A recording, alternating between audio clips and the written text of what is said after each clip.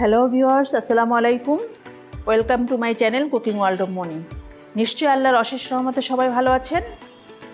আচার প্রেমীদের জন্য আজকের বিশেষ রেসিপি জলপাইয়ের ঝাল আচার। ঘরেই সহজ উপায়ে অল্প সময় তৈরি করে নেওয়া যায় এই মুখরোচক ঝাল আচার। চলুন তাহলে শুরু করা যাক। এখানে আমি 1 কেজি কাঁচা জলপাই ধুয়ে পানি ঝরিয়ে এভাবে কেটে নিয়েছি, আর পানিটা ঝরিয়ে নেওয়া খুব ইম্পর্ট্যান্ট।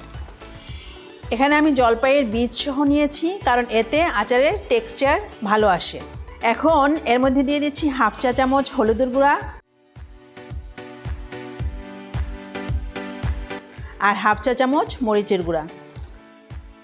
এবার হলুদ মরিচের গুঁড়োটা জলপাইয়ের সাথে ভালোভাবে মিশিয়ে নিচ্ছি।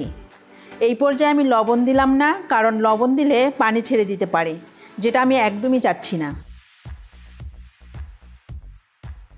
মাখানো শেষ হলে এখন এটা আমি এক সাইডে রেখে দিব। এখন আচারের জন্য একটা মশলা তৈরি করে নিব। সেজন্য চুলায় একটি প্যান বসিয়ে তাতে দিচ্ছি 1 টেবিল চামচ 5 ফোড়ন, 1 চা চামচ আস্ত ধনিয়া, 1 চা চামচ আস্ত জিরা। এবার এটা লো হিটে হালকা টেলে নিব। টেলে নেওয়া হয়ে গেলে মশলাগুলোকে একটু ঠান্ডা করে ক্রাশ করে নিব। যেহেতু এটা ঝাল আচার, তাই কিছু কাঁচামরিচ অ্যাড করব। আর কাঁচামরিচটা আমি হালকা টেলে নেব।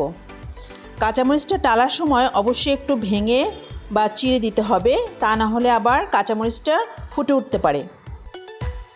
তো মরিচটা টালা হয়ে গেলে উঠিয়ে এক সাইডে রেখে দিব, পরে আচার বানানোর সময় ইউজ করব। প্রিপারেশন শেষ, এবার চলে এলাম আচার বানাতে। সেজন্য চুলায় একটি পাত্র বসিয়ে এর মধ্যে দিয়ে দিচ্ছি 1 কাপ পরিমাণ সরিষার তেল।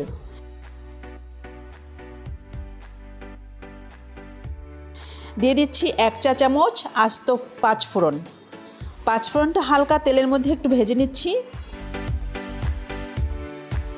5 ফোড়নটা 1 মিনিট ভেজে এখানে দিয়ে দিচ্ছি 5-6টি শুকনো মরিচ, আর দিচ্ছি 10-12 কোয়া রসুন। এখন এগুলো 1 মিনিটের মতো ভেজে নিচ্ছি।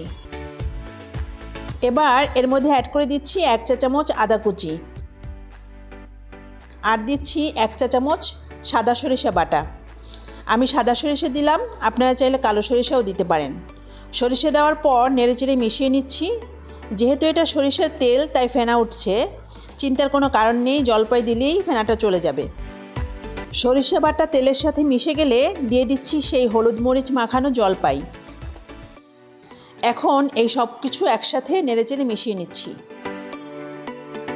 আমি এখনও লবণ দেইনি, কারণ এই পর্যায়ে লবণ দিলে হয়তো জলপাইয়ের পিসগুলো আর আস্ত থাকবে না। চুলার আঁচ মাঝারি রেখে 5-6 মিনিট রান্না করে নিলাম। এবার একটু নেড়েচেড়ে দিচ্ছি। আমি কোনো ঢাকনা দেইনি। জলপাইটা মোটামুটি সিদ্ধ হলে এবার এর মধ্যে দিয়ে দিচ্ছি স্বাদমতো লবণ, আর টেস্টের ব্যালেন্সের জন্য দিয়ে দিচ্ছি 3 টেবিল চামচ পরিমাণ চিনি। দিচ্ছি সেই টেলে রাখা কাঁচামরিচ। এখন এই সব কিছু একসাথে মিশিয়ে নিচ্ছি।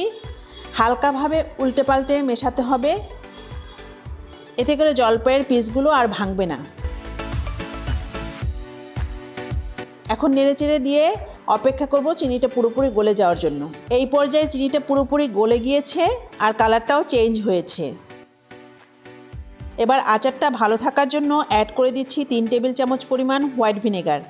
যেহেতু এটা আমরা রোদেও দিব না আর ফ্রিজেও রাখবো না, তাই অবশ্যই ভিনেগার দিতে হবে। আচারটা যখন একদম হয়ে যাবে, ওই পর্যায়ে আমি অ্যাড করে দিচ্ছি সেই ক্রাশ করে রাখা মশলাটা।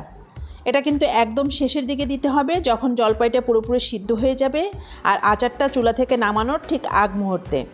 এবার নেড়েচেড়ে মিশিয়ে নিচ্ছি। মশলাটা পুরোপুরি মিশে গেলেই আচারটা নামিয়ে নিব।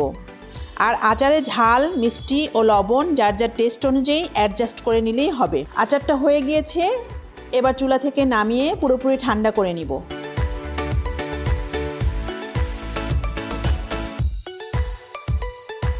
আর ঠান্ডা হলে আচারটা অবশ্যই পরিষ্কার শুকনো কোনো কাচের জারে সংরক্ষণ করতে হবে। আশা করছি আপনাদের আজকের জলপাইয়ের ঝাল আচার রেসিপিটি ভালো লেগেছে। যদি রেসিপিটি ভালো লেগে থাকে তাহলে অবশ্যই লাইক দিবেন প্লিজ, আর কাইন্ডলি আমার চ্যানেলটি সাবস্ক্রাইব করে পাশে থাকবেন সব সময়। আবার দেখা হবে পরের ভিডিওতে ইনশাআল্লাহ। আল্লাহ হাফেজ।